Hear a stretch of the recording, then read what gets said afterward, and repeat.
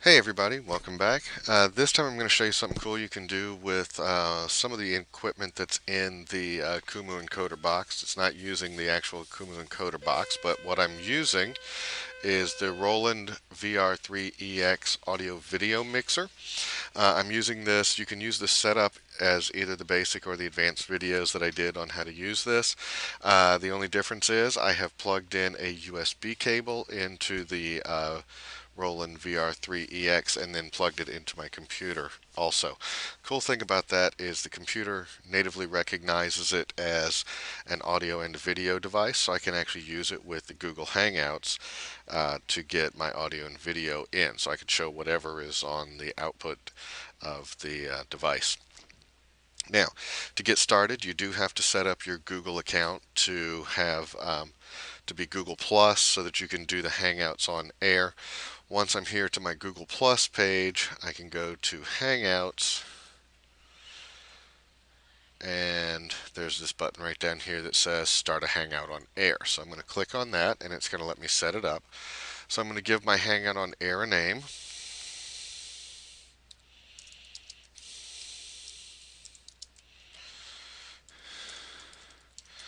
You can tell people what it's about, so you can actually give this a little bit more information. Whether it starts now or later, I'm going to actually schedule this to start later because the time on here really doesn't matter. If I set it for, let's see, it's about 11 o'clock right now. I'm going to actually set it for noon. And, oops, 12 p.m. is what I want, I guess. And the duration really doesn't matter. That's really just to kind of give your prospective viewers an estimate of what time it starts and how long it is. So you can set this information. The audience, right now, this one is set to public. You can set this to be specific people if you have them set up in a circle on Google Plus, or you can add individual people by email. Um, you need to use your discretion as to how you set that up.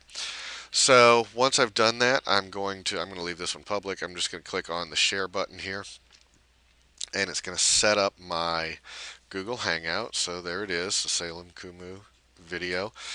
And I can invite people. Now, the cool thing about this is you can actually invite people to be part of the Google Hangout on air, and then they can show up as part of your Google Hangout on air. Or if you're just going to use the Qumu encoder with the VR3EX, you can use that to control everything and just have everybody in one place. But you do have the option to add somebody, so you could add a guest from somewhere else. And this may be a viable alternative to using Skype, that you could use this and then broadcast this live. One other really cool feature of the Google Hangout on Air is that after you're done, it archives a copy of this on your YouTube channel, so you actually can build up a library of your YouTube videos that you've done as Hangouts on Air. What I'm going to do next is I'm going to go ahead and start this, and when I click on the Start button, I get this screen. Let me resize this a little bit.